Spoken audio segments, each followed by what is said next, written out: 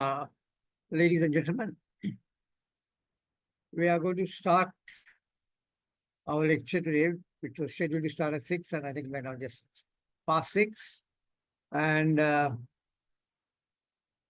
today I'm going to talk to you about the IESL Code of Ethics. Ethics is the fundamental activity that governs your professional engineering practice.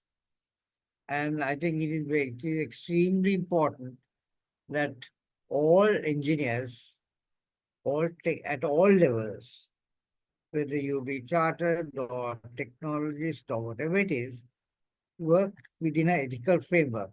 And this is why the ISL and all engineering institutions, all major engineering institutions, have what is called a code of ethics or a code of conduct, which sets out the ways engineers should behave in dealing with the community. So I'm going to first touch a little bit on the introduction, and then we'll go into the IESL Code of Ethics. IESL Code of Ethics, what you should know, because you as engineers are practicing in Sri Lanka, whether you are chartered or associate members or whatever level you're practicing, you have to abide by the Code of Ethics. So, I will be dealing, and I think I'll spend a fair amount of time on that. And then we get on to, I'm going to take a couple of examples of some of the major foreign codes of ethics of foreign engineering institutions, like the IE Engineers Australia, Institute of the European Association of Engineers, which really covers all engineers within the European Union. Now England is no longer in the European Union, but the ICE, Institute of Civil Engineers UK, had their own code of ethics. And the American Society of Civil Engineers have their code of ethics. So like that, we will look at about 4 or 5 codes of ethics and see how it compares with our Sri Lankan code of ethics. And what really, and where is the importance in the sort of functioning and the promulgation of the code of ethics. And then what I really like to do is to take about case studies, because when I do the lectures for the universities, I actually three lectures independently devoted for case studies, about 10 to 15, 12 case studies, because that is where you really can see where things go wrong when people violate or deviate from ethical practices. And then finally, the disciplinary procedures but I think I'm there, and you should become aware of it, because in case you do something wrong, the IESL has a disciplinary procedure that is there to correct you and correct the system and make sure that you don't repeat the errors in the future. So we are not trying to put you in jail or have a special commission to investigate what you did, but mainly it is to ensure that you do in future. If you have made a genuine mistake, okay, fine, but you correct that and carry on with doing this in a correct way hereafter. Now, what is ethics? Right? And ethics is the discipline of dealing with what is good and bad. Very simple. I mean, you all from your childhood, you have been taught ethics by your parents, right? You have been told what is good and what is bad, right? You must be obedient. You must eat all your food. You must not pull the cat's tail and torture him, right? So you're not the good things or the bad things, right? Don't worry your little sister. So you because all in our minds, in our brain, as you can see, there we have a little angel who will tell us to do the good things, and there's a little devil also there, as you can see on the left-hand side, who tells you, why are you doing this? This is boring. What you're trying to do, the good things. Let's have some fun. Let's rock the boat a little, right? And so you have to be able to balance it out and decide, make your decision as to always act in the best interest of of people, of society. So you have the little angel and you have the little devil, both playing games with your brain and telling you what you should and what you shouldn't do. And why do you want to have a code of ethics? To, to define accepted and or acceptable behavior, right? To promote high standards of practice. As engineers, as professionals in any discipline, we need to practice in a correct manner. And we have to maintain high standards of quality in the services we deliver.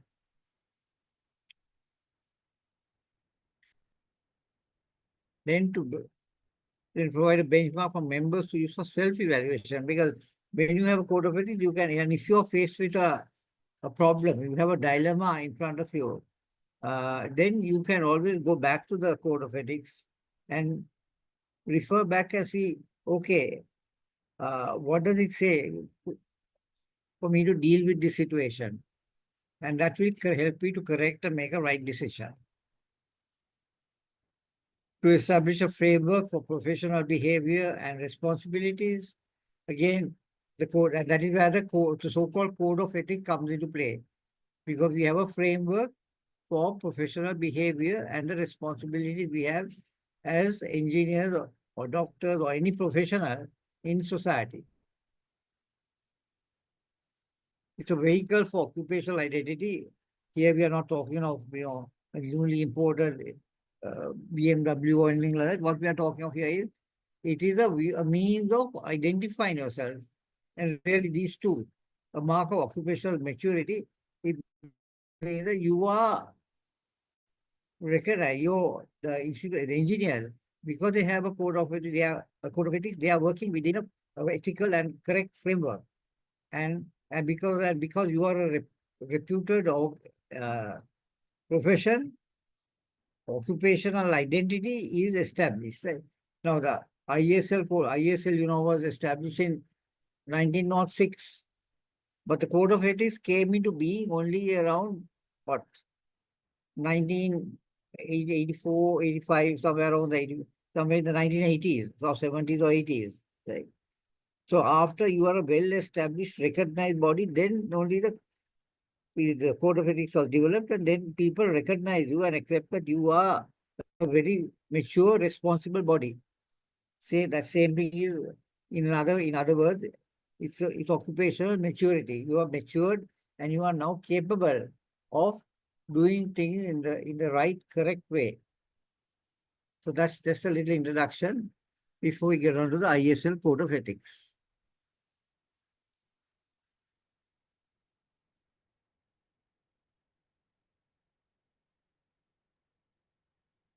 Now, the IESL code of ethics has 8 clauses. And the first clause says that IS engineers shall hold paramount the safety, health, and welfare of the public and proper utilization of funds and other resources in the performance of their professional duties. It shall take precedence over their responsibilities to the profession, sectional, private interest, employers, and other engineers. So basically, what it tells you is that your primary responsibility is to look after the safety, health, and welfare of the public, of the people. Because as engineers, we are working for the people, for the community. Because you will also notice that, for example, if you look at a lot of the projects that engineers do, they are community oriented or oriented for the development of industry or a particular thing that will help the people. Right? You're building a road to ensure communication between two towns or two villages, or to speed up travel. Right? You're building a harbor, you're building a airport. you're putting a water supply scheme, you're developing irrigation. All these are not for individuals, but for people, for that whole community benefits. So this is one difference in a way between the engineering profession and a lot of the other professions where they deal with individuals. Right? If I'm sick, I go to a doctor. Right? If I have a problem with my neighbor or a land dispute, I go to a lawyer. But here, as engineers, we are working for the people to develop something for the benefit of the people, of the community. So this is something that you should realize. And this is the clause one of the IESL, the people. And because of that, the clause one has nine, I think, uh, sub clauses.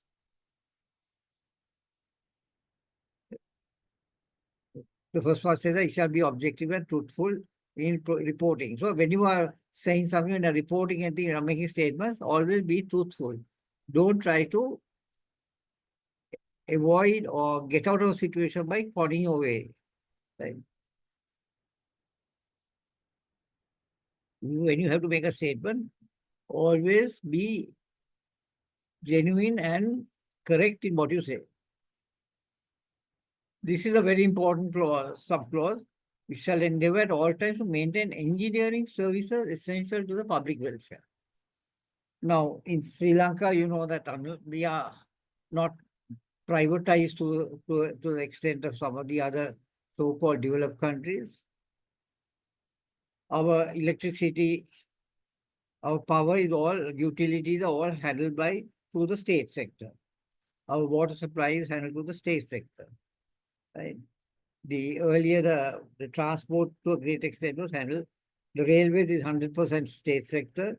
The bus, but it's also all state sector is now privatized to a point. So basically, the state sector, the supply of a lot of the other essential things necessary for life, for your life, are based on state sector operations.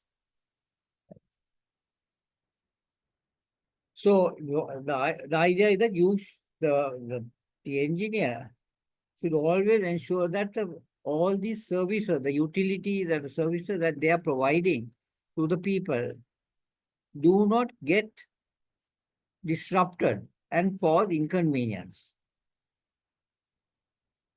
And fortunately, only once we had bad incidents where the the power sector went on strike for some frivolous reasons and disrupted life for about 3 or 4 days. Other than that, we have avoided this. In the past, we have seen, unfortunately, like people like the medical profession, the GMO, going on strike. Repeat. Now they are okay. Now they are sort of quiet at the moment, but at the moment they go on strike, the people who suffer are the poor who can't afford to go to a private practitioner or to a private hospital or to get treated. They are the ones who suffer. So whatever it is, as a professional, your main service is to the public.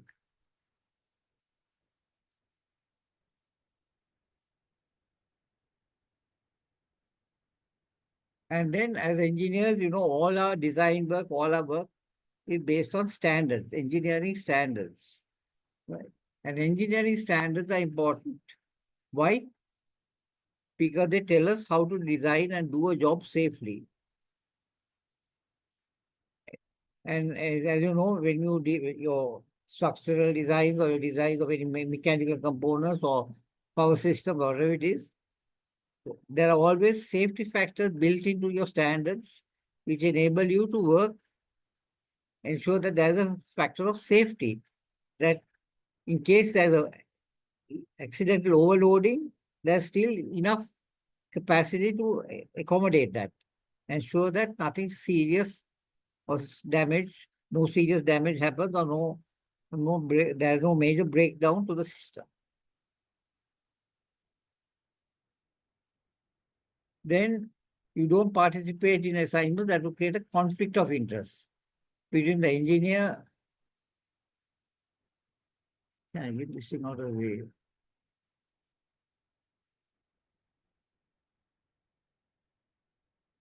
between the engineer and that's the client and employer and the people and the public, right?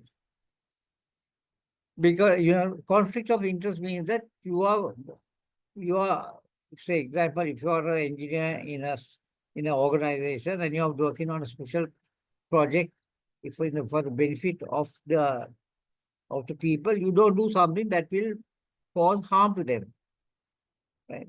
Or that will disrupt their project. But unfortunately, because of various financial, shall we say, inducements that have been dangled in front of engineers, sometimes they opt to do the wrong thing and disrupt the work of the poor of the public. One classic example of this, not in the case of engineering, but again, was some time ago in the biomedical engineering field, where the the radiation machines at the cancer hospital were used for treating, second-rate Geudas or sapphires, to upgrade them or to get them to look like genuine sapphires. And they were not bothered about the disruption they caused to the people, because the patients had to wait for, because they were not, they were said the machine is broken, but the people in the radiology unit were doing private work for various gem merchants. So that is the type of thing where you don't want. That's a conflict of interest, because your main aim as an engineer is to serve the people, to do work for your employer. Your employer, say, for example, might be the state or maybe a private sector, but you are working in the interest of the people. Right? So this is where a thing like a conflict of interest comes in. There are other examples of conflicts of interest that we will see as we go along.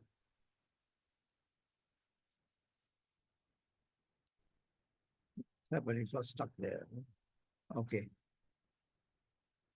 Then, shall in the event of your judgment being overruled, you have to abide by your convictions. Now, here what we are saying is that, you see, now your boss might want to put up a new factory in a rural area around, because the idea is to develop the rural areas and employment opportunities. And for example, if he wants to put up a chemical processing rubber factory, fine, but the rubber factory has a lot of liquid effluents that discharges, which need to be treated before they can be put out into the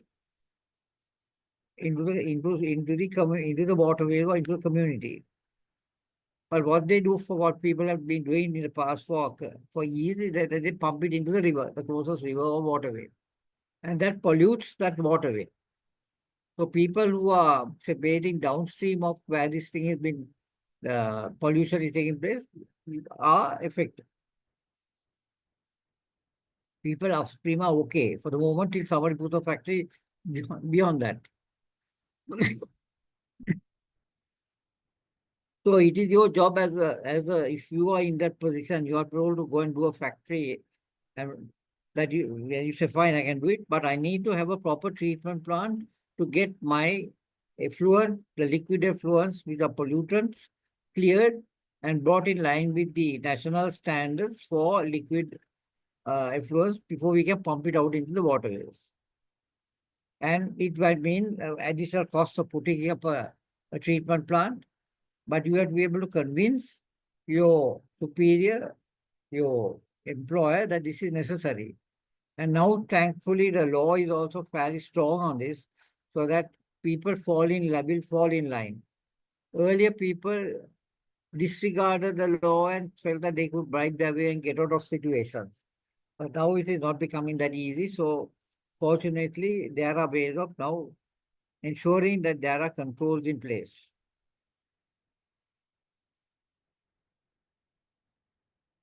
And of course, if your boss refuses to accept that, you can always go back to the environmental authority or to some state ministry who is responsible for that, and make a complaint.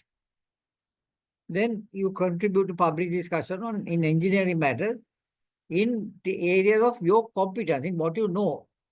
Sometimes we see people talking in areas that they don't know anything about.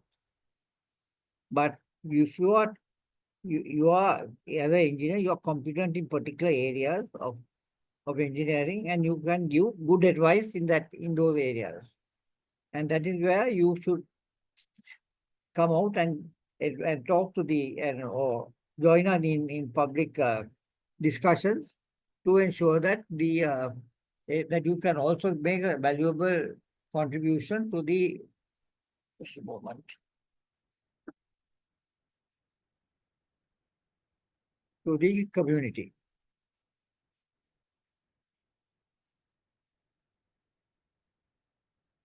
And then this is a new one that came in, whistleblowing.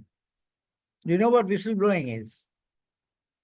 Whistleblowing, unfortunately, yeah, this Zoom things you can't interact with your audience, but whistleblowing is really what we in the past we would call sneaking. Or, you know, if you find that one of your colleagues is doing something wrong, it should be a violation of the code of ethics. You are supposed to inform the authorities. But what we generally advise people is you don't straight away go and you try to talk to your colleague, your friend, and then look, what you're doing is not the correct thing. Why don't you, do it this way? You try to avoid getting into a situation where you're going to violate the code of ethics, and then you can get into a serious situation. And you try to convince him, and then also maybe you can tell your superior, who is his superior also, that there is a problem, and both of you all try to convince and make him understand that he needs to, you know, do things in a correct way and not try to, you know, make a quick buck by doing something illegal. So that is what's called whistleblowing, and it has become an accepted thing now especially in accountancy circles, where people who are auditing accounts, when they're auditing accounts, they might find that there are certain things that cannot be explained because there has been various money laundering or black money coming in from various illegal deals, and they have the right to question. If if the party for whom they're auditing cannot give a good explanation, then they have every right to report this particular organization to the Securities Exchange, who are really the main people who control all the corporate sector, private sector, corporate uh, businesses. Then you do not do anything that is wrong. You don't do anything dishonest where you misuse funds, you waste money, you waste your resources. Because remember that all the resources that you're using are the public's money, whether either it's from the government or it's most of our engineering projects are funded by international donors. They are giving money for us to do something good. But what we find quite often is that that money has been used or for some irrelevant things or some things that are not that critical, or sometimes even for in a way outright robbery. So this is what we don't expect from the engineer. So you always do things honestly and do not resort to dishonesty. And the last subclause is that you will talk to the people, that you will, for the well-being of society, you will get involved and get into public discussion again in areas that you know, right? So that is the first clause. I would suggest that you read through this again because the time constraints also are there. So I'm going through rather fast. But you need to be aware of this first clause because it's one of the most important clauses in the IESL Code of Ethics. And there's a small note here I put on whistleblowing, which explains why the chartered accountants brought in whistleblowing into their main code of ethics. Then the second clause of the IESL is that the engineer shall always act in a manner to uphold and enhance the honor and integrity and dignity of the profession. Basically, you don't do things that will bring disrepute and dishonor to the engineering profession. and the IESL that is.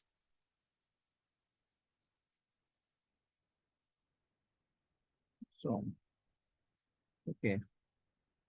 This requires the professionals should endeavor to bias behavior to make the highest team of the company. Basically, the people look up to the engineer. The people have paid more. 95% of our engineers are people who have gone through the state sector educational system. They got free O-level education, grade 5, O-level, A-level, and university, where if you have to go abroad to pay for your education, it will cost you a packet, and cost your parents a packet. Here we have got everything free. So the people expect the engineers, doctors, and the main professions to do things in the correct, right way and at least justify the money that has been spent by the people for their development. So they shall not, what the subclause says that you shall not involve yourself in any business or professional practice that is fraudulent or dishonest in nature. So basically, dishonesty and fraudulent practices come up, especially when it comes to big tenders and things like that. There are always every day you'll be seeing this in the papers, and so you have to avoid that type of thing, and you have to do things in an honest way. I mean, you don't resort to dishonest practices because the moment you get exposed, people don't say engineer so and so did this. They say the engineers did this. The profession gets a bad name, and that's what you don't want.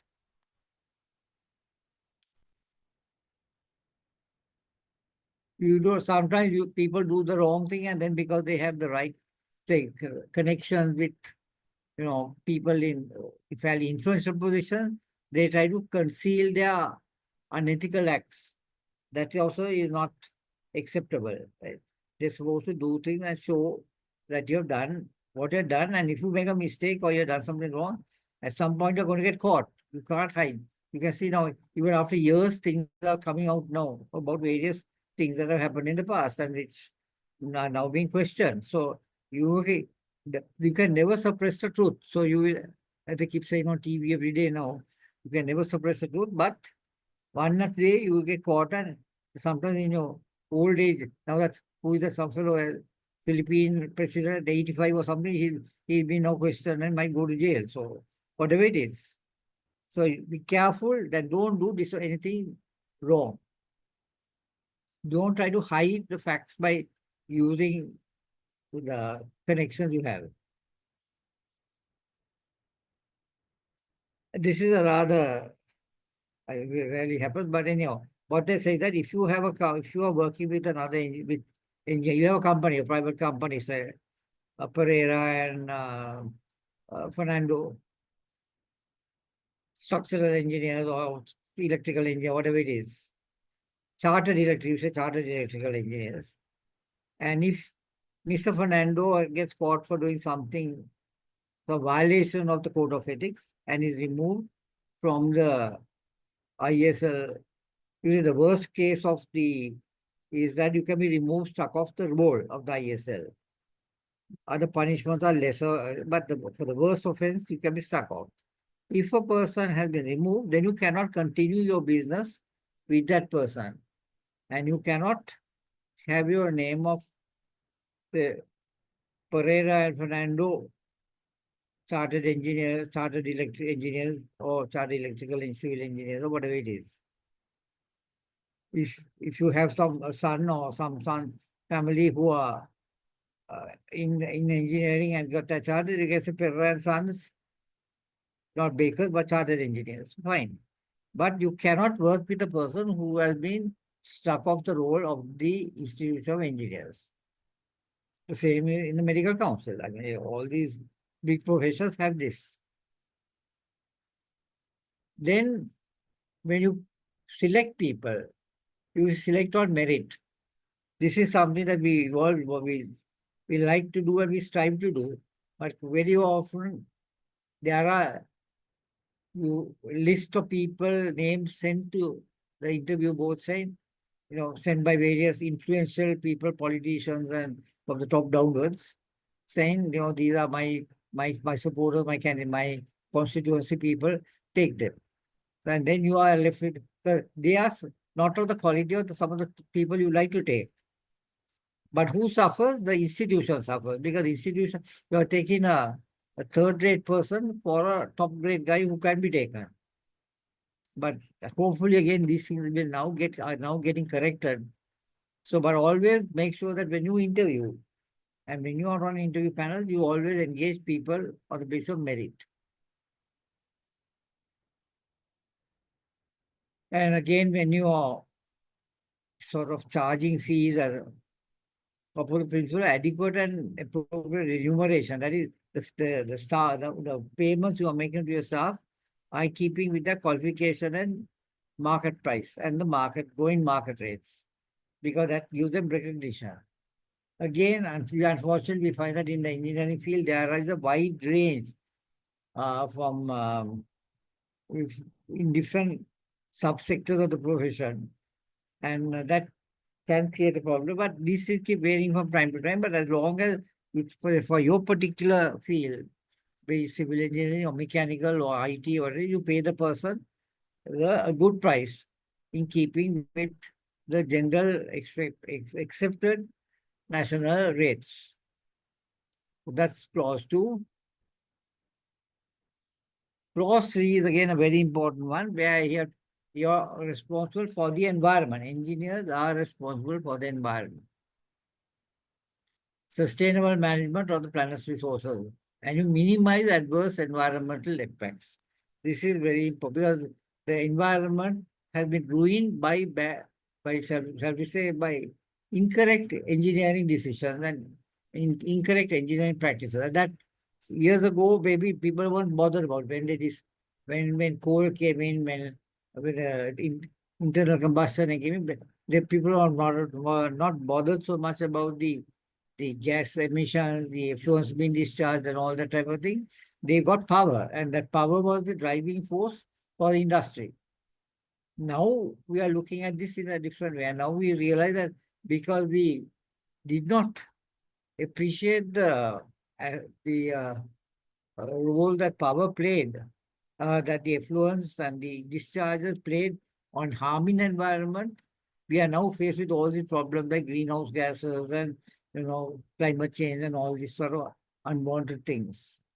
So as engineers, we have to take very careful steps to see that we protect the environment in all our engineering works. And the first thing that we do, I think now it is mandated, that when any major project, you have to do to ensure environment protection, you do what's called a engineering environmental impact assessment. That is, you evaluate the whole project and prepare a EIA, environmental impact assessment, to make sure that the any possible damage is identified and corrective measures are taken to either stop it or to minimize the adverse effects. And this is a mandatory thing for all big projects now, all donor-funded projects about this. So it's good because it covers every aspect of good engineering practice, environmentally safe engineering practice.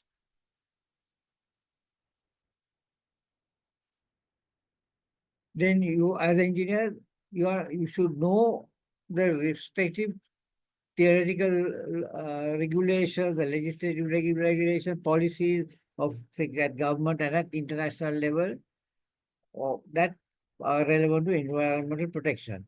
You may not, there will be environmental lawyers in your company or available who will know the exact thing, but you should be able to identify, see how you do not end up by doing something that will result in a violation of the environmental policies and rules, regulatory regulations that are there.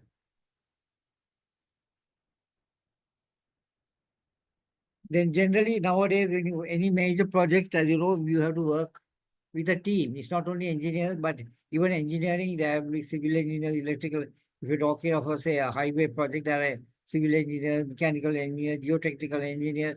Then there are also the environmentalists, there are the sociologists because you are going to a village, there will be agriculturists because you might be going to their fields and paddy fields. So that, or if you're going to a jungle, there will be people who are biologists and people involved in marine life or animal or safeguarding animal welfare. So you have to work as a team. There is no one man show. There is no one profession show.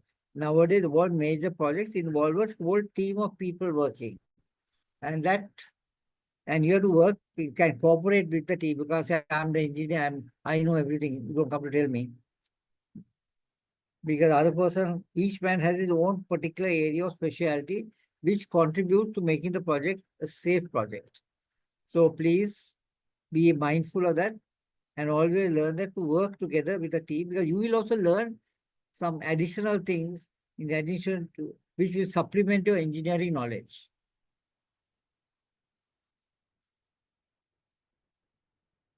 Then if you're using any new projects, see how that safeguards the environment. Now we are talking a lot about, say, for example, 5G.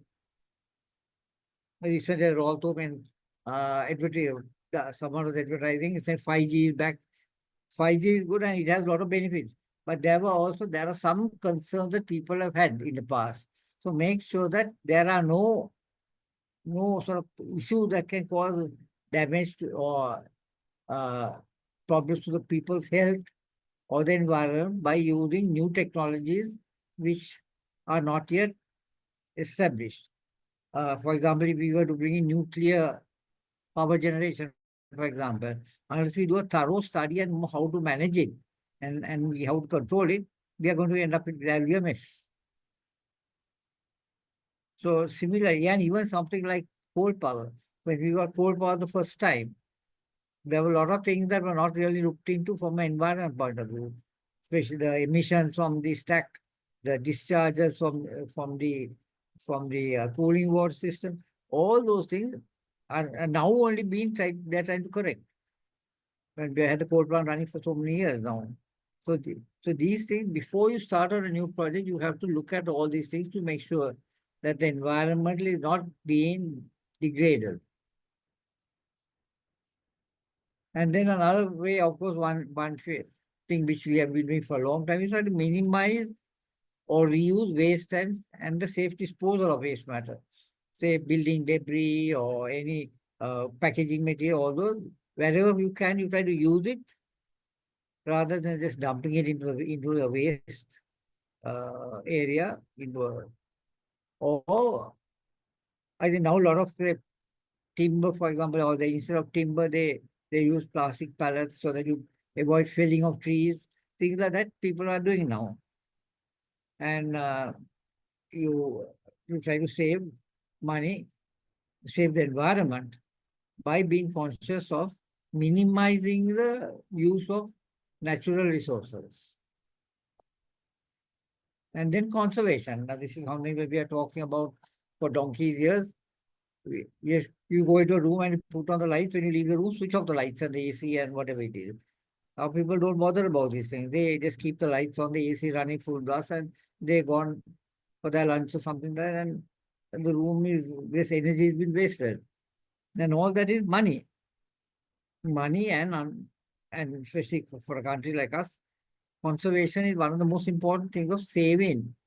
Even in your house, if you conserve your energy, you can bring down your electricity bill appreciably. Similarly, water. And these are resources that are, they have a time limit and how long they're going to last. Okay, so that is the third clause of the IESL Code of Ethics. And now we go into the fourth one, which is relates to you. You do not build your reputation by competing unfair. You build your reputation on your own merit. Right? People should recognize you for what you are doing and what you have done. Right?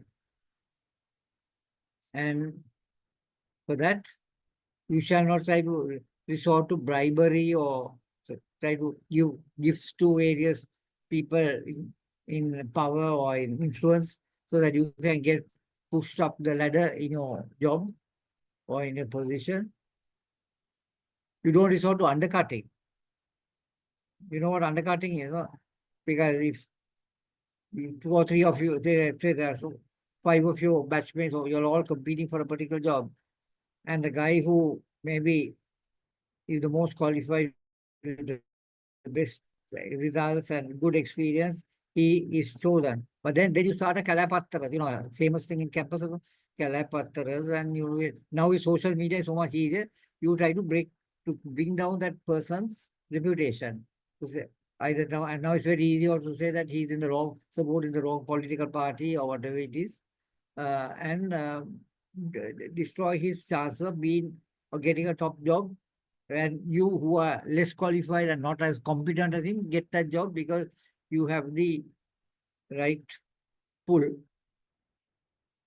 Then you also don't misrepresent your qualifications and your experience, because that's now it's very easy to find out.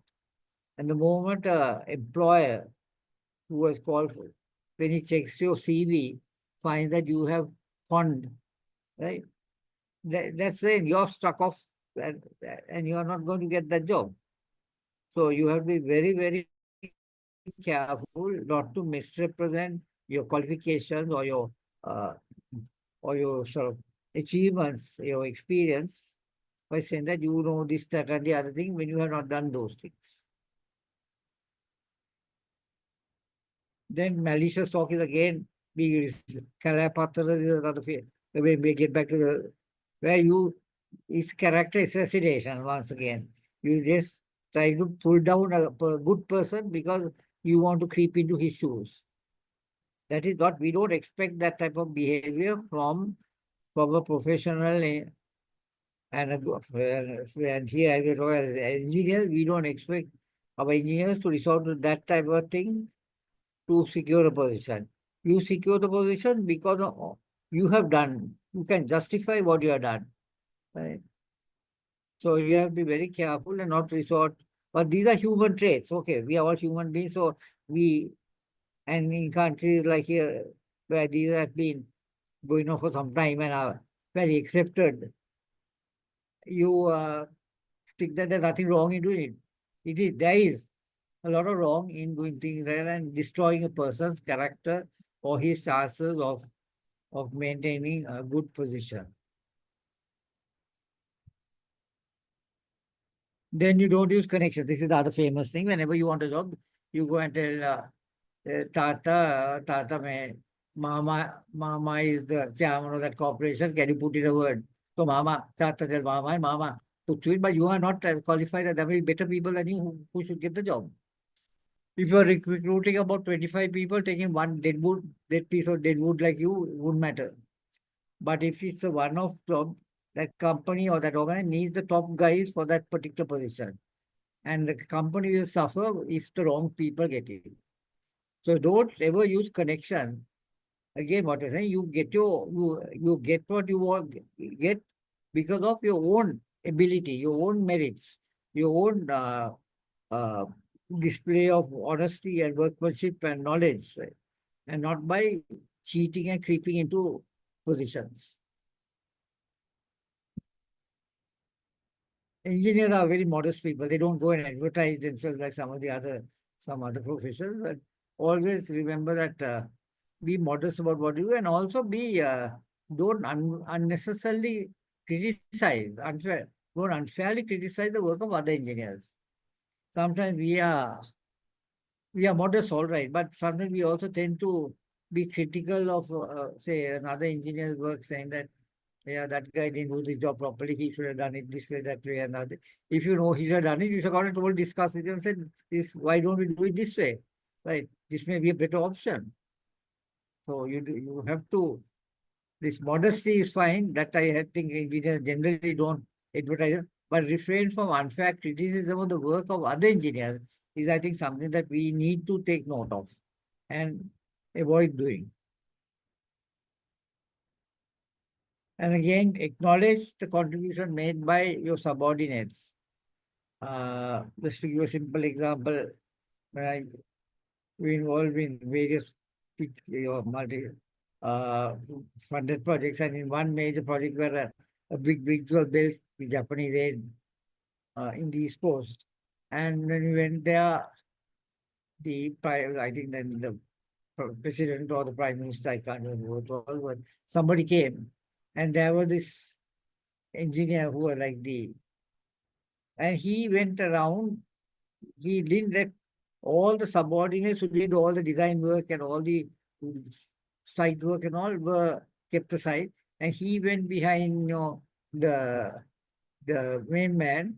Talk said, I did this and I did that, and I was able to achieve this, and I was able to achieve this on time, and I negotiated this.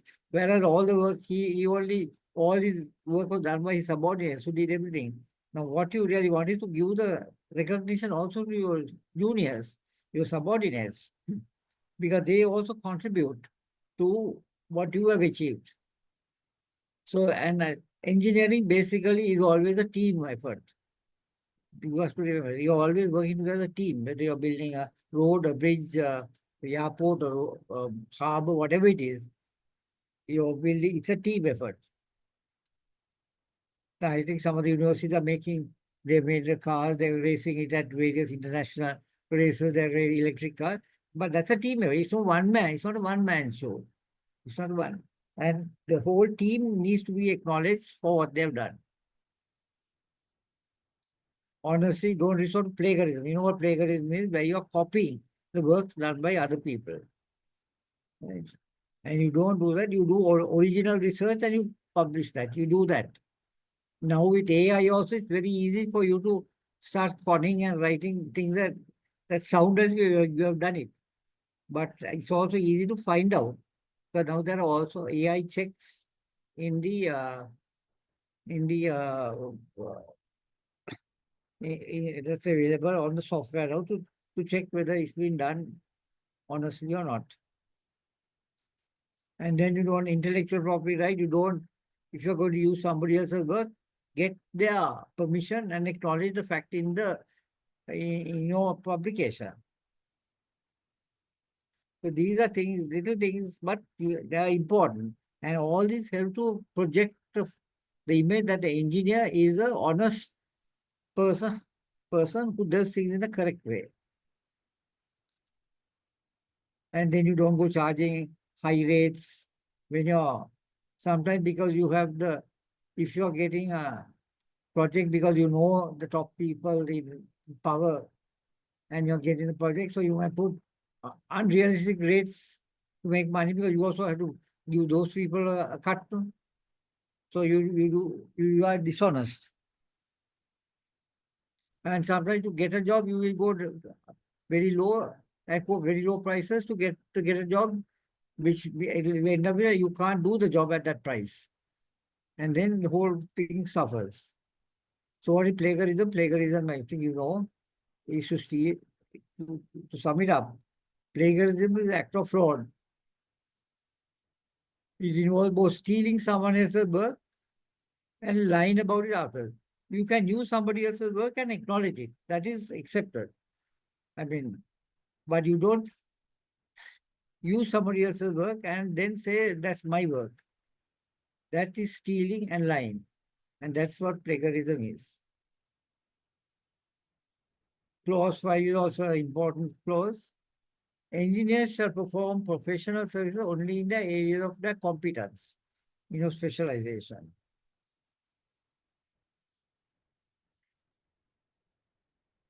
Now, as you know, all of us engineers, we are engineers, we do engineering, but engineering has so many subdivisions. At the time when we graduated, it was electrical, civil, mechanical. Now each of those are broken into so many small specialist subsections that people now come out with a lot of specialized knowledge in small areas, right?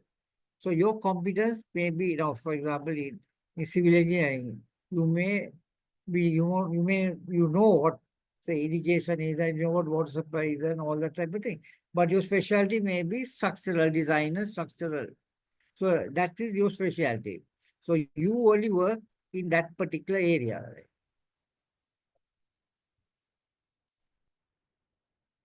So that you undertake assignments only when qualified by educational and experience in specific technical fields involved. If an assignment requires qualifications and experience outside their field of competence, then if you are asked to do something outside your field of competence, you should engage. You should tell your boss and get a person who has that competence.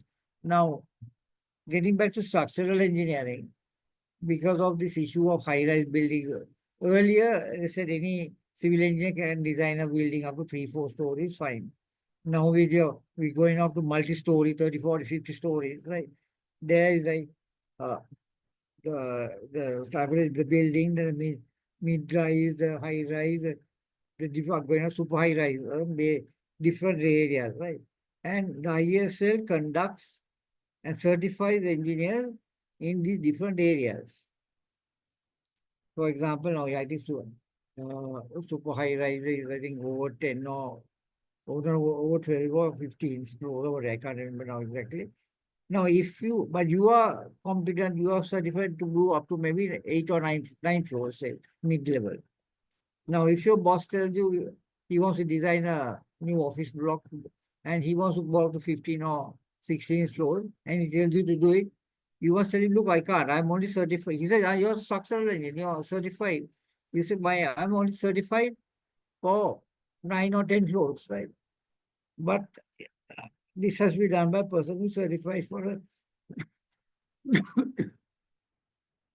15 or 16 floor building. So therefore, I cannot undertake, but I can find you some other of my colleagues who are certified and competent to do this and have got IESL certification. And I will also work with them so that I can also then later on improve my knowledge and go up to that. So you work as a team and you get that. You don't try to do things outside your competence. Because if you try to do that beyond your level of competence, you will end up in a major problem because what you design and what you build may not stand the test of time and may collapse. Uh, And it doesn't matter if it collapses, because there's a loss of, but if they kill a lot of people and injure a lot of people who are caught in the collapse building. So you don't do anything beyond your level of competence. And you do not sign any plans or documents or anything if you do not have the competence to do that. You see, in the past, really, a lot of buildings and a lot of government said any chartered engineer can sign.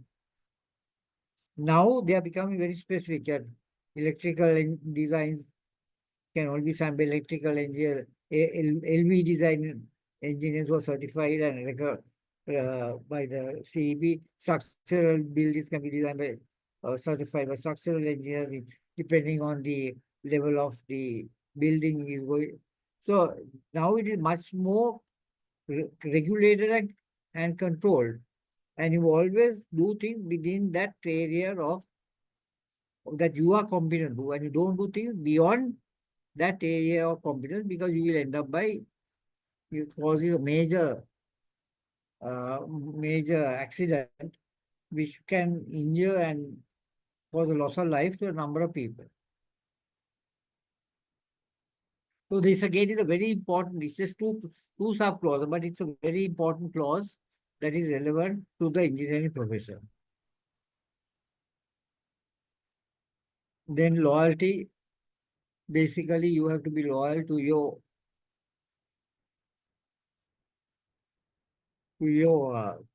employer. You're employed by, you're hired by somebody, you're paid by him, so you are loyal to him, right? And you have to work in his interest. So you do not do anything that will bring any conflict of interest where your employee will suffer. Now, in a situation like this, we have just to give you an example.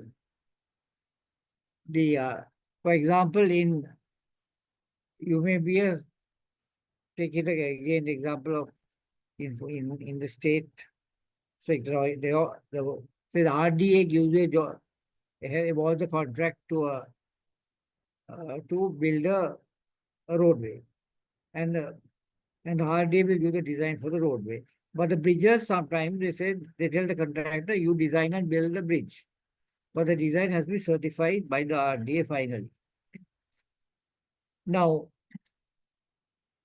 So technically, the contractor has to find independent bridge consultants who can design say a suitable bridge for that project.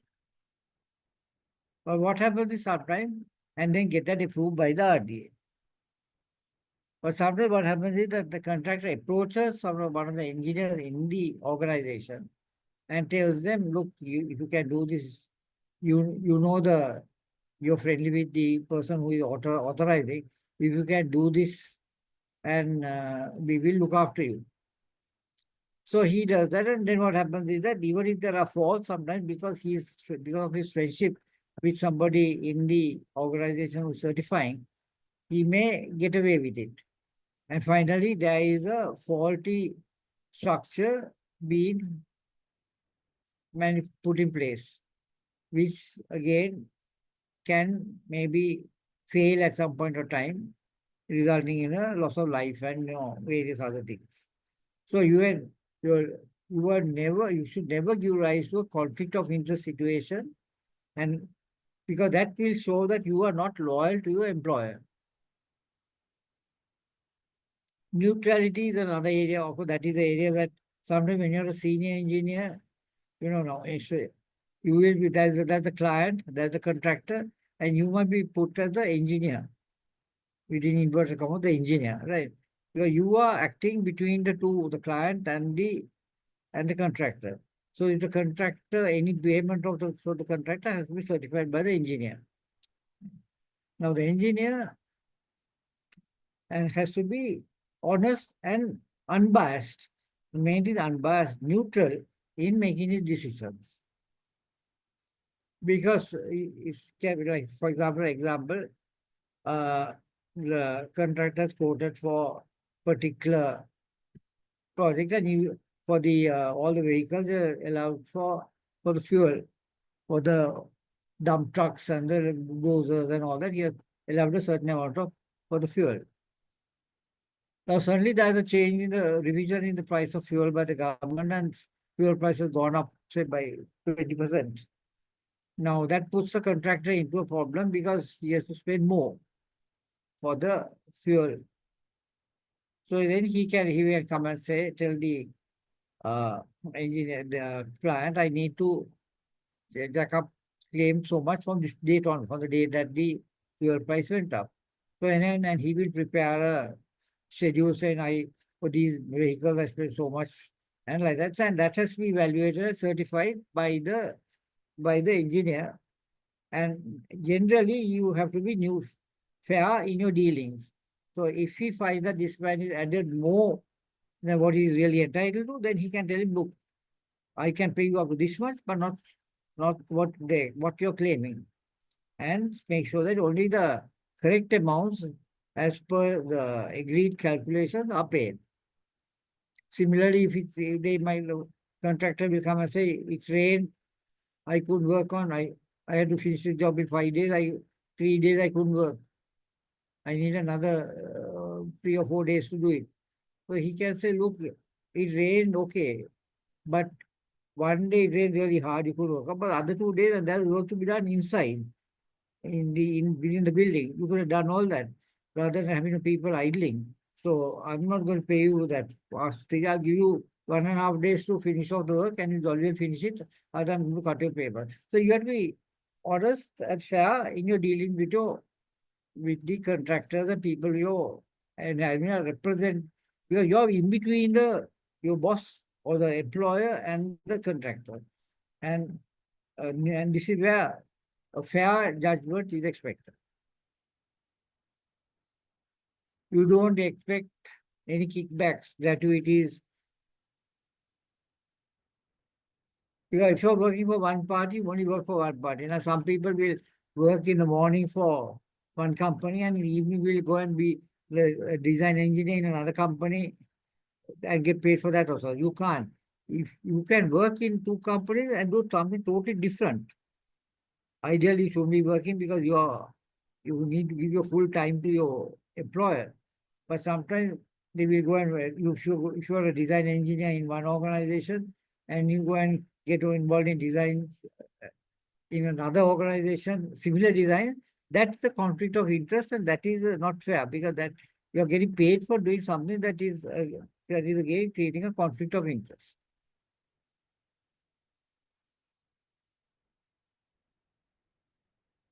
Another thing is you don't accept free integrity. You don't, in the past, now it's not so much, but quite often you get suppliers will offer you free designs, especially for new areas, like when for where you don't have that much of fire systems, fire protection system, vertical travel lifts and escalators and things like that, air conditioning systems.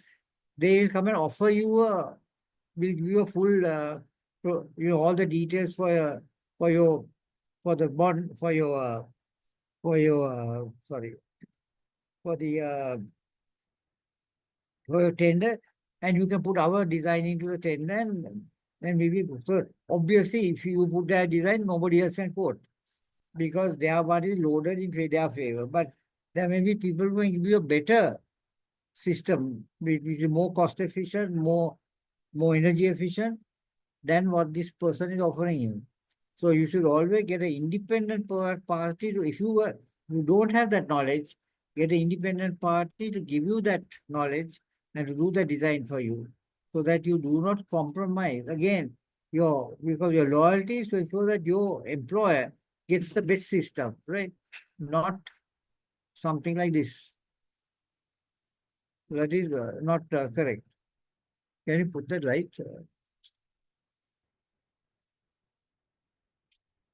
Then, of course, bribing is quite common thing, as you know. You do not accept any bribes from contractors, agents, or any of the people involved, because you are responsible to your employer, and you are supposed to do the job faithfully and honestly in his favor. Well, sure. So you do not ensure that you, especially when it comes to selection of material and buying material, you have to supposed to get the best material for the best price, not get some substandard thing because someone is offering a bribe to buy another item of equipment. Again, bribery, and again, convictions, like what we said earlier, if you believe that your project can be harmful to the environment, to the community, you tell your boss and convince him that you have to change it. Another case example, like I said, we were doing under the cleaner production program some time ago. We were in Ratpalana, some garment factories, and we found all the drains, the waterways in one area in Ratpalana were all pink one day.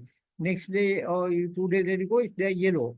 That's because that was a dyeing factory. They were the fabric is got in a neutral white or and they are dyed to suit each uh, garment manufacturer need.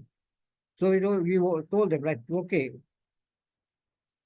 we you need to get a treatment plant put in to ensure that the water that comes out, the effluent that comes out of the factory goes into the system in line with the national water standards for discharge, right?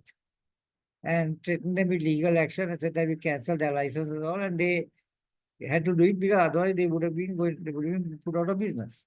So you have to make sure that your employer falls in line and does things in a correct way, not to damage the environment, like in what I told you, the situation like that.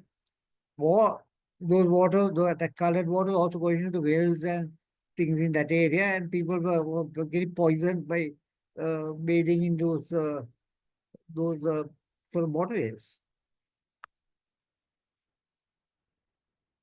And confidentiality is another very important thing, because as you become more and more senior in your organization, you are party to more critical information that is very confidential to your employer. And your employer trusts you with that information, because he knows that you are the one. So, for example, if you're doing working on tender, a big tender, you are you will be in charge of that, and you are, and there will be people who will like to find out what you're doing. So, so this is where the it is very important that you maintain strict confidentiality in all your works. And if you have to disclose anything, you have to get the permission of your employer that you will disclose it. Again, if you are in like some top, it's not so prevalent in Sri Lanka, but if you are involved in a big R&D project, right, there will be competitors who would like to know what you're doing and see what progress you're making so that they can chip in and try to block it. Rajan can put that in these two lines. And again, you don't sign or seal plans or do anything that is not safe for the public. You have to look after make sure that whatever work you do engineering wise, the public are not going to suffer.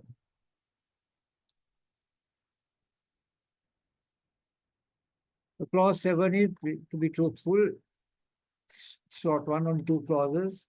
You any reports you write, I think this came up in the clause 1 also, the first subclause. Whatever you write, whatever you do, you don't put anything incorrect, because you see what happens is that if there is a conflict or there is a problem, and the project that you're working on goes to courts, if you gets involved in a legal battle, and you will be called to testify, and if they find that you have said something incorrect or wrong, the opposition lawyers will tear you to pieces, and they will lose the case.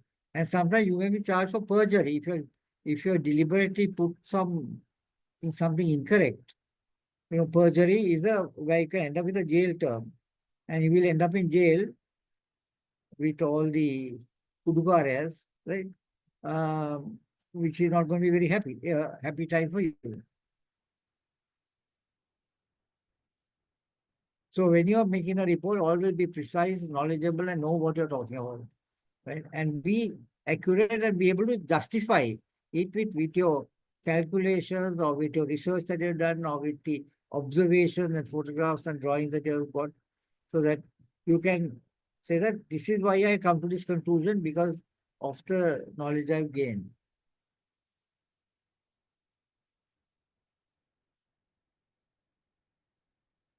And especially when it comes to legal matters, you must inform your boss, because sometimes you might find the people against whom your case is going or the case is being taken might try to offer you a fat bribe to say something dishonest so that they can get out. I think you have to inform your boss, and because some things like that can end up again, you get into trouble, and then you will end up in jail rather than those fellows. And the final clause, again, is a very, very important clause. Engineers shall continue their professional development throughout their careers and actively assist and encourage engineers. Okay, fine, that's fine. But engineers shall continue their professional development throughout their careers. Basically, you never stop learning, right? So the clause 1 says engineers shall strive to widen their knowledge and improve their skill to achieve continuing improvement of the profession. And therefore, they shall not only encourage their employees, but they shall be involved in lifelong learning and also encourage their subordinates also to further their education. So lifelong learning is something that never stops. You're constantly learning as you go along. From your birth really to your dying day, you're learning. And this is also a bit of sales motion put in by the IESL in the core of things, that you shall get involved in supporting and encourage your fellow engineers to support the institution and other professional engineering institution bodies as well. And I think that is very good, because in Sri Lanka we have a lot of the foreign institutions also have branches, the IEEE, the IMECI, IET, IC, so, and when you get involved with them, you also get a wider picture of the engineering profession and a better knowledge of how they also handle matters. So I think this is a very important clause, and you need to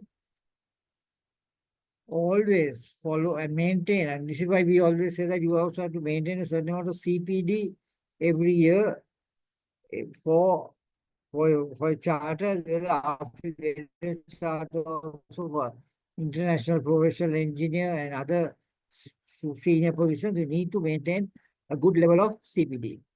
So this really concludes the IESL Code of Ethics part. And if we to summarize, right, the IESL Code of Ethics expects engineers to be primarily concerned about the people. The community comes first. That's the first thing. Uphold the honor of the profession, ensure they practice environmental sustainability. Develop their reputation to their own achievements, practice only in areas of your specialization, be loyal to your employers, be truthful in reporting, be involved in lifelong learning. So out of these 8 clauses, what do you think are the most important ones? Unfortunately, I can't hear you. You can't. Otherwise, if we had a face-to-face lecture like we had in the past, can we can have a further discussion on this. Anyhow, now I'm just going to take a few of the other institutions. That is the FIANI, the European, the sort of major body that on which the European institutions base their codes of ethics. The IEEE, the IC, American Society of Civil Engineers, the social IC UK, and Engineers Australia. I'm going to go through this. I would suggest that you read through all this. I will just touch on a few main things. But the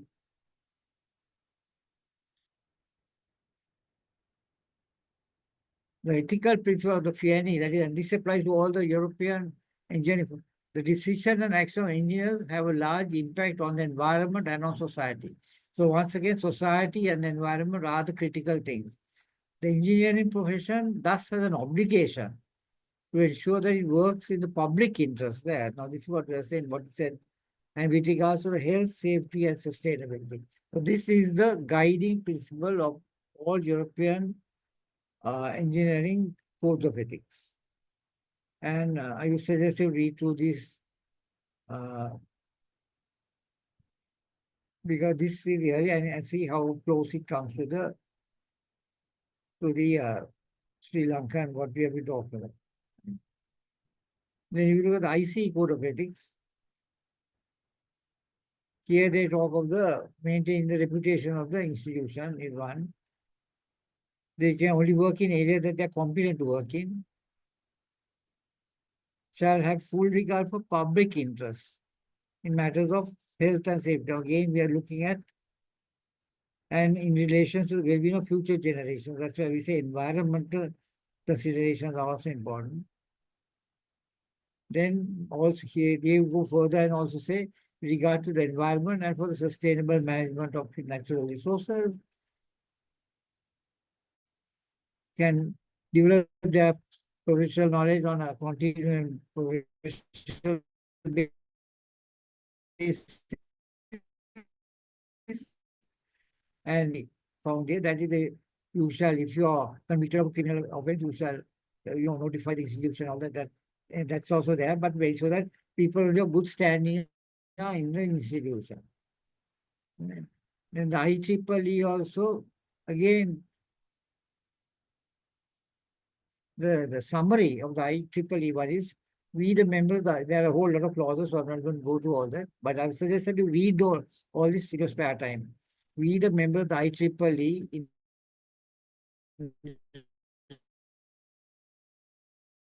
recognition of throughout the world and accepting a personal obligation to our profession, its members and the community deserve, do hereby commit ourselves to the highest ethical and professional conduct and agree to accept responsibility for all decisions made to avoid conflicts of interest,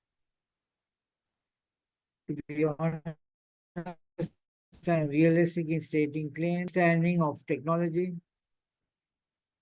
to improve our technical competence, to maintain and improve our technical competence, to accept and seek honest criticism. We don't have in our one, but in a lot of the foreign ones, uh, gender and equality of people is very much a key factor. Avoid injuring others with malicious actions, assist colleagues in their professional development, and to support them in following the code of ethics. So that again is very similar to what we in the Sri Lankan code of ethics, engineering code of ethics, talks about.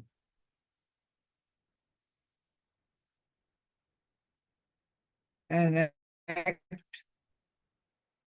an engineer Australia, this is a will.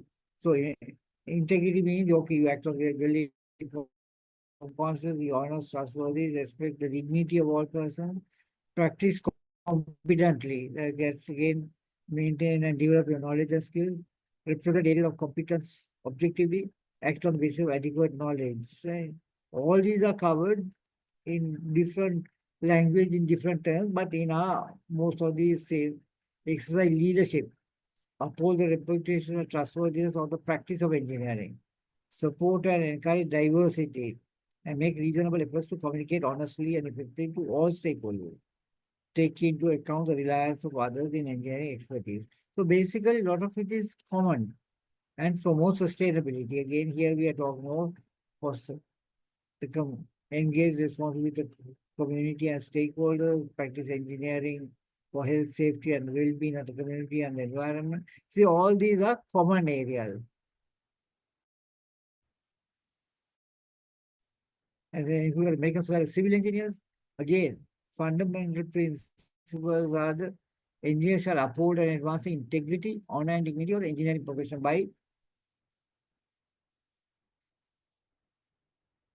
then gain the knowledge and skill for the enhancement of human welfare. So again, we are looking at the welfare of the people, right? Human fidelity means honesty, right? Strive to increase your competence and supporting the professional and technical societies in that. Then this is again CPD. So these are the, and then they have again number of clauses like shall uphold paramount safety, health, and welfare of the public. Engineers shall issue public statement only in subjective and truthful manner. Engineers shall act in a professional manner for each employer or client as faithful agents or trustees. That is loyalty and avoid conflicts of interest. Engineers shall build their professional reputation on the merit of their services and not compete unfairly with others. Engineers shall act in a manner to uphold and enhance the honor, integrity, and dignity of the profession.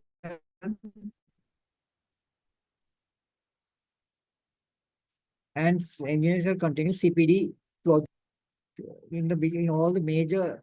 And if you look at any of the others, you go to New Zealand, you go to South Africa, you go to Japan, you go to India, you go to all the leading countries where there are well-established engineering in organizations or institutions, and you look at their codes of ethics, you go to the web and you can get the whole lot. You'll find that they all have focus on the 4 or 5 key areas that that apply to all. There are other which are like not that important, but there are they end up with 4 major ones. And if we look at the IESL code of ethics, engineers shall hold paramount the safety, health, and welfare of the public and all that sort of stuff. And this is reflected in the FIANI, the IC, the American Society of Civil Engineers, Engineers Australia, and the IEEE codes of ethics. So this is the common area, the safety, health, and welfare of the public, right? The community. We are working for the welfare of the community. and the improvement of people, right? Then our second one is engineers shall act in a manner to uphold and enhance the honor of the and dignity of the profession. That is, I see only some, three of them have that. Sustainability. Again, sustainable engineering practice is covered by all five, right? Of the five that we looked at. Then repetition of merit, only American Society of Civil Engineers have it. Engineers shall perform professional service only in areas of the competence. Again, all five of them have that. PNE, IC, American Society of Civil Engineers, Engineers Australia, IEEE.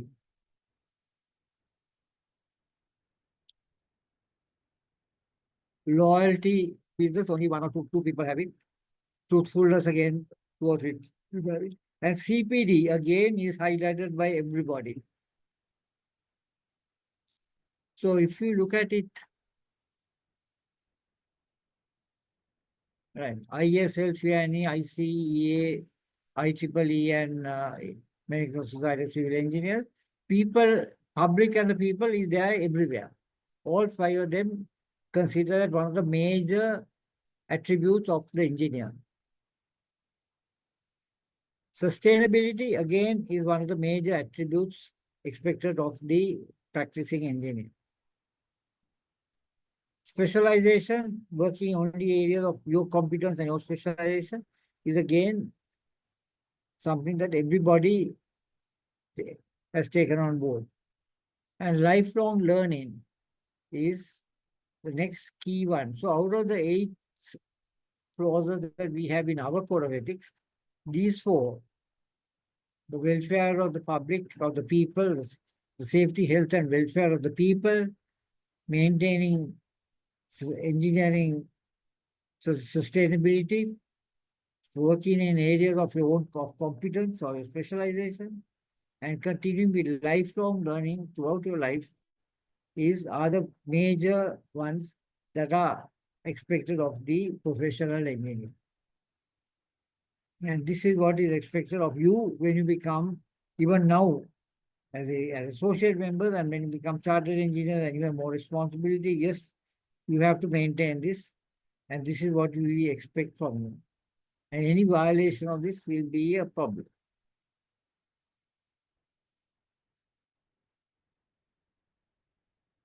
Sorry, I'm going to this thing rather fast, but you can also go over this. I think this will be on the web, on the IESL webpage we can. And this is a great statement, I think, by Hoover, Herbert Hoover. He was the American president, 39th president, I think, of the USA. Not like the present man. The great liability of the engineer. He was an engineer. He was a mining engineer who worked in, I think, in Australia, I think in various other countries and also in the US.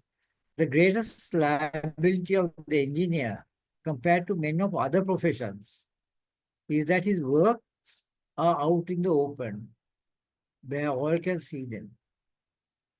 His acts, step by step, are in hard substance. And this is the important thing. Why is he out in the open? Because he cannot bury his mistakes in the grave like the doctors. You can't deny that. No? He cannot argue them into thin air or blame them on the judge like the lawyers. He cannot, like the architects, cover his failures with trees and vines and other foliage. He cannot, like the politicians, screen his shortcomings by blaming his opponents and hope that the people will forget. It's typical of what's happening in here, right? The engineer simply cannot deny he did it. If his works do not work, he is damned. And I think you should keep a copy of this, on your desk, and always think that you are exposed if you do something wrong. You cannot hide your sins, right? And this is why to maintain the dignity and honor of the profession, you have to do things in a correct way. Right? You cannot, the doctors, okay, What happens in Sri Lanka? Nobody even takes it to courts. People, they kill people, nobody bothers about it, right? Lawyers, someone will get away with it, they get a fee, but they may, but that's it. Architects will try to cover up and put some fancy thing in front of the horrible architectural project of theirs. And the politicians, that's what they do. They will try to blame everybody else, the previous government, whatever, and everybody else. And then the engineer is on in the open. You cannot hide from what you have done. Right? So be careful. Remember this. And I would really wish you would take the trouble to, he was the 31st president of the United States, take trouble to keep a copy of this on your desk, because this is something worthwhile remembering throughout your engineering career. And this is ethics. So they are answering a paper on ethics, the B paper. And the question is, how important are ethics in today's society? What do you think? And how ethical are they? They're all looking at cribbing at the one fellow is writing, and they're all trying to crib. Very ethical, isn't it? That's a joke. I'm going to skip the disciplinary procedures. There is a lot here that in case you do something wrong, or somebody can file make a complaint to the IESL that you have done something in violation of the code of ethics, then there is a process to be followed. And I would suggest that you read through this and familiarize yourself with what could happen in case there is such a situation arises. Yeah, I hope it never does arise in your case. Because I want to get on to two case studies. Really, I'll take one case study, and the other one is also I'll touch on. The first one is the Excellency Building collapse. Yeah, these are two building collapses in Sri Lanka, right? One was in the way, you know, the Savoy Theatre, the Savoy in Vellavatra. The Excellency Building was on Charlemagne Road, that is behind the Savoy Theatre, the next building, right? The building collapsed, 2 people were killed and 25 were hospitalized. This is in 27. In 2009, approval was obtained to build a 4-story building, 32 basements, a ground and a first floor building for as a reception hall, for reception halls. However, when they photographed the building that had collapsed, or when the collapse occurred, they found that there were 3 more stories added to the front and another 2 to the back, resulting severe overloading of the building with no structural changes made to accommodate the additional loading, and that's why the building collapsed. Now, possible reasons for the failure were due to the increased dead weight of the additional floors, due to 3 additional floors have been added to the front and 2 floors to the rear of the building. Due to increased dead weight of the floors, due to inadequate capacity of the foundation was still the same foundations that were designed for the initial 4 floors. Due to the dead load, due to construction material be stored on the upper floor, due to lack of competence of the structural engineer. He was not a chartered engineer, he was just a graduate recently out of university with civil engineering, with no specialized knowledge. And the structural engineer who was introduced to the owner by the architect was not a chartered engineer. So he had no technical right to, he should have at least, or the architect should have known better and got services of a qualified chartered engineer to do the design and check the design.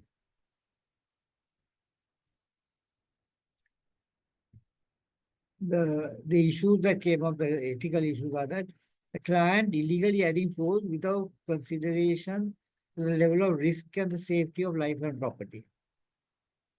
Engineer acting beyond his level of competence and experience. The contractor undertaking work that apparently had not been authorized and approved by the local authority. Now, if your building plan and that is approved, and then later on you want to make some changes, you have to do a fresh design and go and get that design also approved by the local authorities. Right. Now, here, nothing like that happened. They just went on with the same way. And the contractor should have known that. He would have known that. He should have asked for the new, the newly approved building plan, which they wouldn't have had to do because they never got a new building plan. So he would have been paid some extra money to do the job. And the local authorities also now fail to monitor the building. Now you see, if you go back, you see that the building was approved in 2009.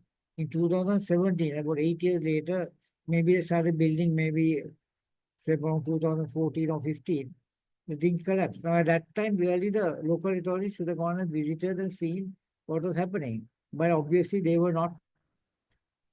had not followed up on building, and most probably they were being also being paid, being looked after by the developer, by the property developer. So these are the pictures of the building, the collapsed building. This is the front part. You can see that they've gone 3 floors up. And you know, this is a well out on the canal banks. Steep floor, soil is not all that good. They should have firstly, before they're going to do anything, they should have checked the foundation, redesign the foundations, and then redesign the structure of the building to take the additional floors. But the developer, to save money, didn't do that. He just went on the basis, and this is where the architect and the structural engineer told me that's where the body who just passed out. But they should have known better and they should have advised. And even an engineer could have he could have asked some of his senior colleagues or friends who were working as chartered engineers to advise on this. But and also I think the problem is that the property developer didn't want to spend any more money in developing the building, in getting the new drawing, the new plan, then also the time factor, because the time factor, you see, and they say now here they say only 2 people were killed. Now this building collapsed in the morning, fortunately.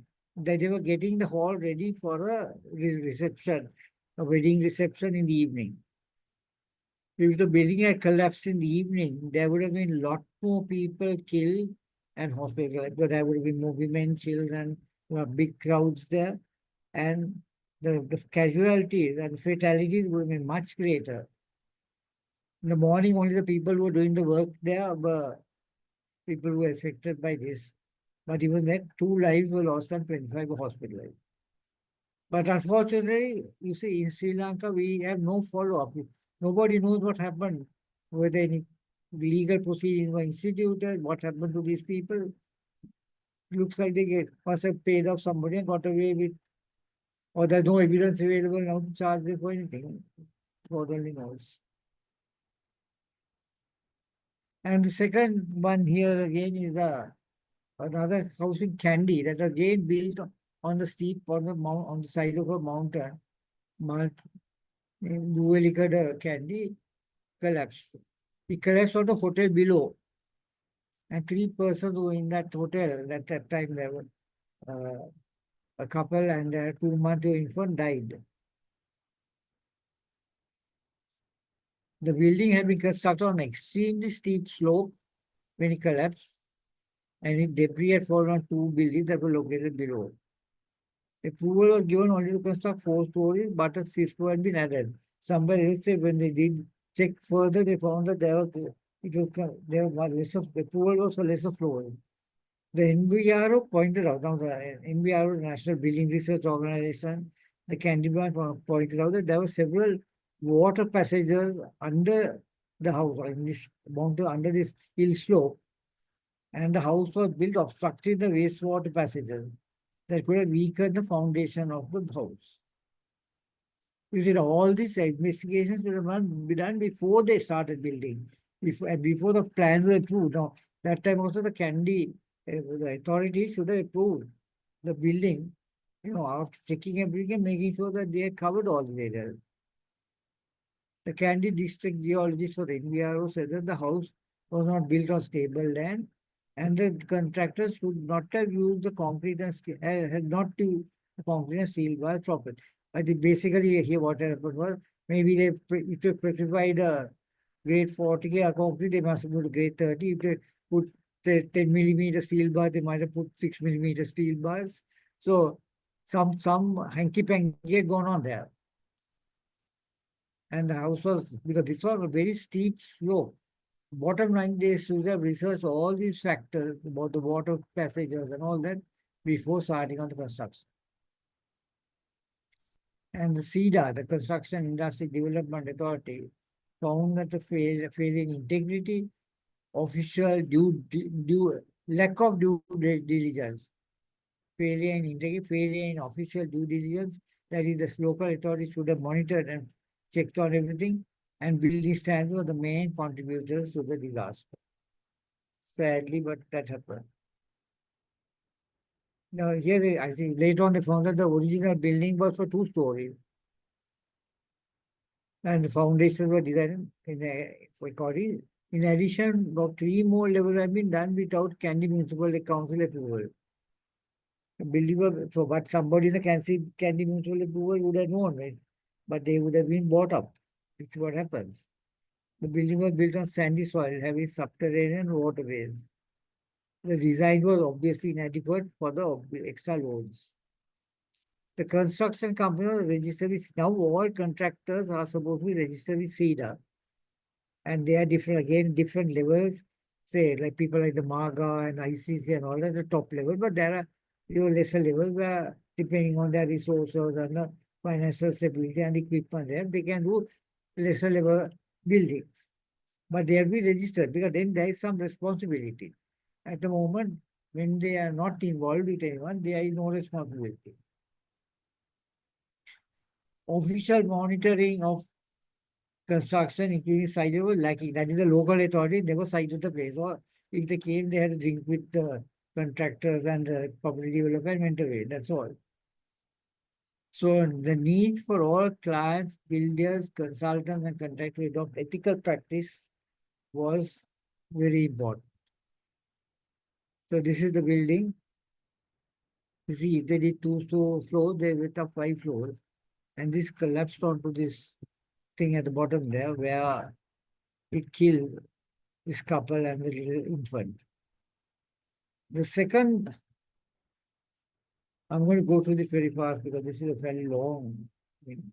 But this is a dam in the US, in California. And it was considered to be one of the worst.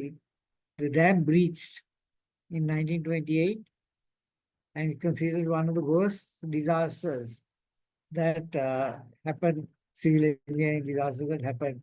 Oh, this is before 9/11. 9/11 changed the whole picture. So this was the dam that was built. It was a curved concrete gravity dam. And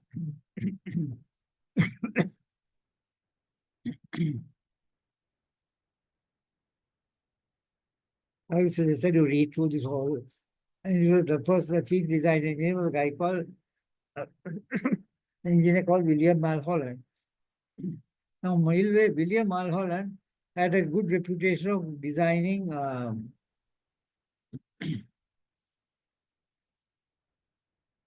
and here they say this was the worst American. This is at that time $7 million.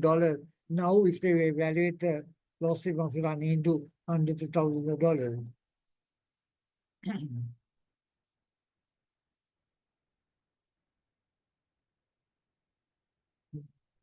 Now, Mulholland he was self-taught engineer. He had no degree or anything. He was self-taught, but he was well recognized and admired in the US at that time because he had conducted the Los Angeles River Aqueduct, the longest channel conveying water for the city of Los Angeles, for LA. He had overseen the construction of a number of embankment dams. However, his knowledge of concrete gravity dam was very limited. He had only done one dam, right? which had been called the Mulholland Dam in his honor. Now, when it came to building the San Francisco Dam,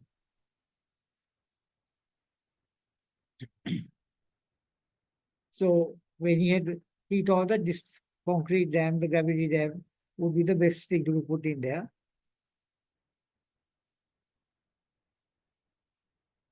Which may be correct. But very little preliminary investigation was done. And there were some of the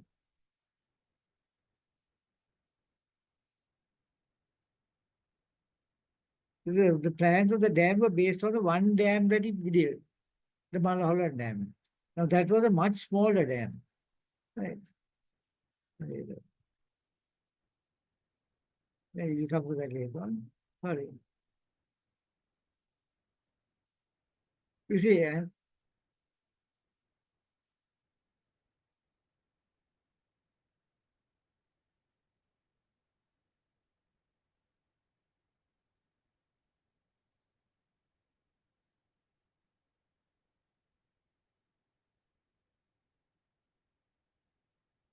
know,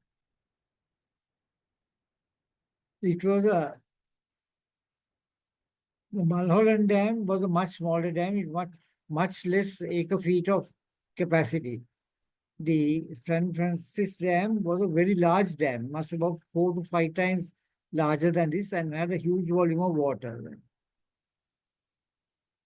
Then on top of that, now they designed, now they did very little calculations to justify the design of the dam. They just took the same design that they put in the earlier one and put it here.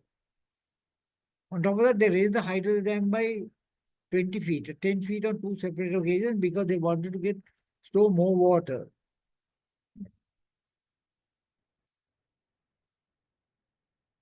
So these changes were made, the height of the dam went up by 20 feet. There was huge additional loading to the dam structure, the structure of the dam, but no changes were made to the base width of the dam.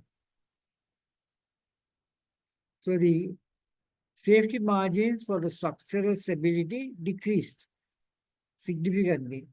And somewhere down the line, we will see when we go that the safety margin Mulholland said was 4. Actually, when they calculated, they found it was less than 1. So obviously, the dam was very, very liable to collapse.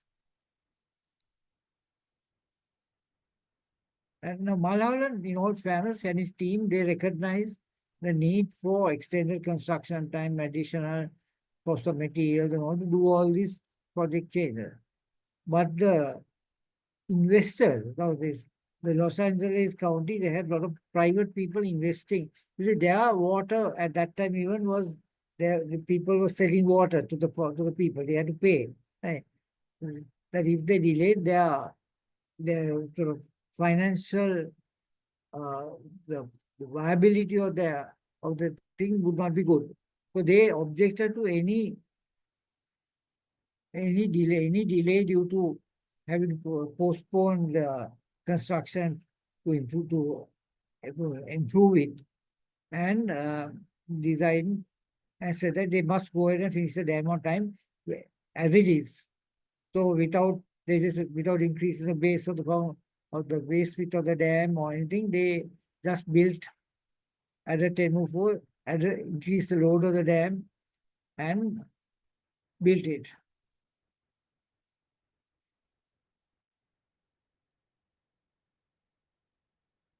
Again, the major failure here was that this was a one-man show. Mulholland was the one and only man who was considered by the Los Angeles Water Authority as being the man who knew everything.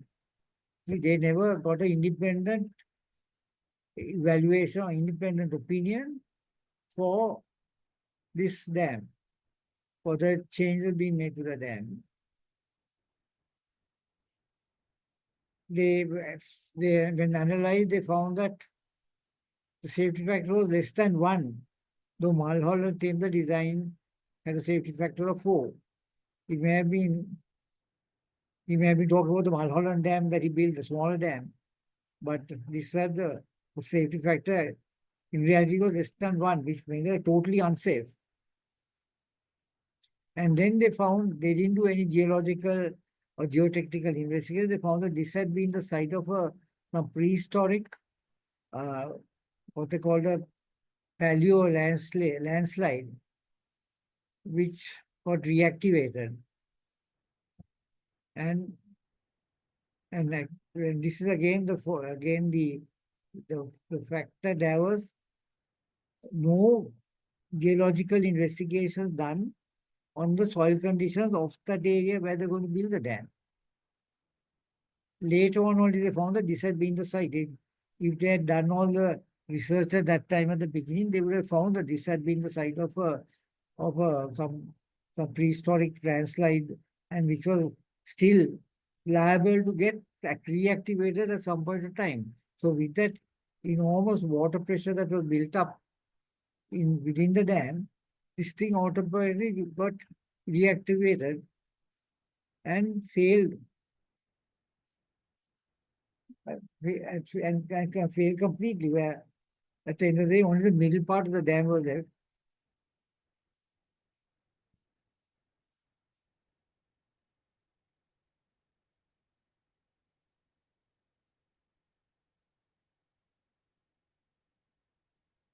So, sorry.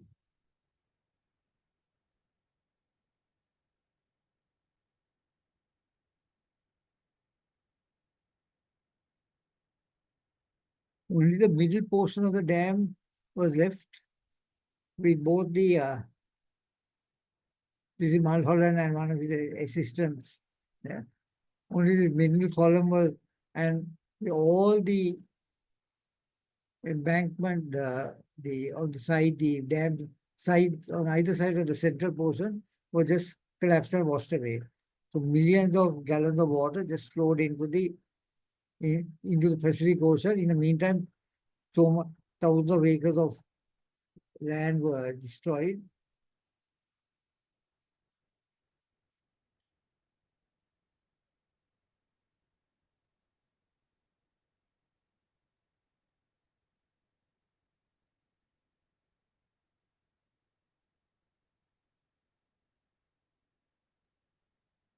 You see, when it was built, they had observed leaks in the dam, and he said, but Mulholland said, no, this is normal, nothing wrong. So they filled the dam to full capacity, and he on March 7th, he inspected and said the dam is okay.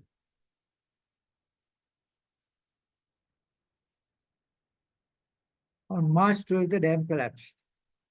5 days after, Mulholland said that the dam was okay.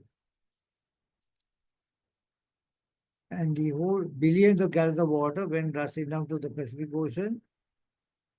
And the construction force clearly showed that the chopped down. And then they found that even the dam construction had been reduced. Right. This suggested base was supposed to be 152 feet wide. It was 150, instead of 176 as shown in the original drawings, design. No course or test of the foundation or rock had been undertaken, no calculations done. So it was just on, like guesswork for doing this big, huge project, which resulted in a major disaster. You see, this dam was supposed to be 176 feet wide at the base. It ended up being 152 feet. So there obviously the contractors cheated, everybody seems to have cheated, and ended up with a major calamity.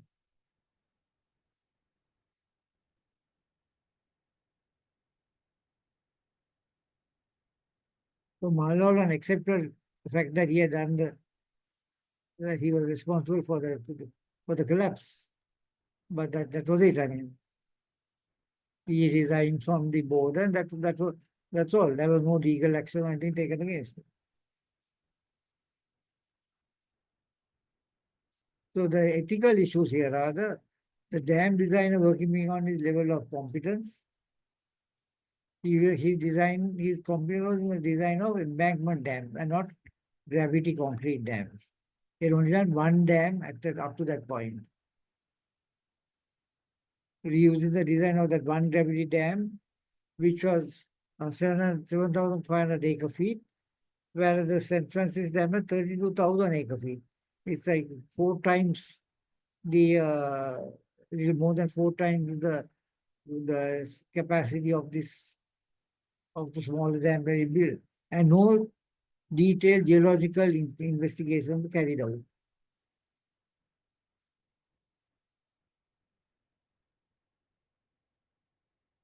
The height of the dam was increased by 20 feet without changing the base width of the foundations.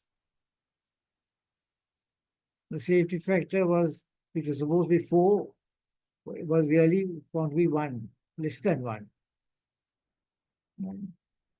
When informed of leaks, Malwala said that they were normal and the dam was safe.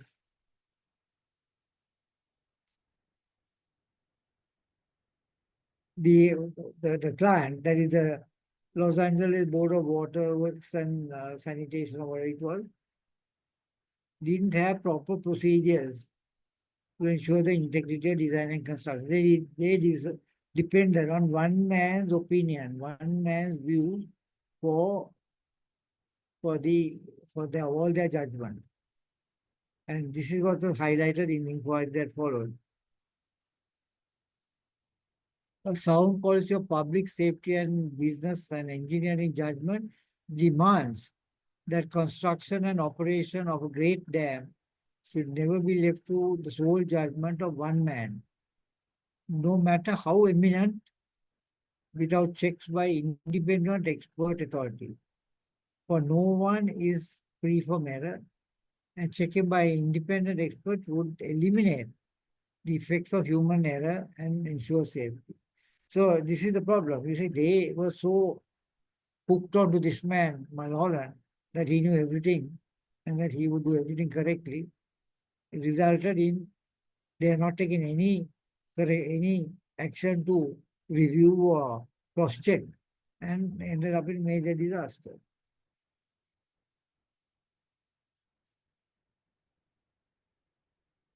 An independent check, there's no code or test of the foundation rock were undertaken. No calculations were done. I mean, yeah, for a simple thing, we do calculations. For a huge thing like this, a dam, right? Nothing was done. I mean, it's crazy. So the lack of the client to ensure the health, safety, and welfare of the people. They were more interested in getting it working as soon as possible, bypassing all the safety factors because they wanted to recover their money.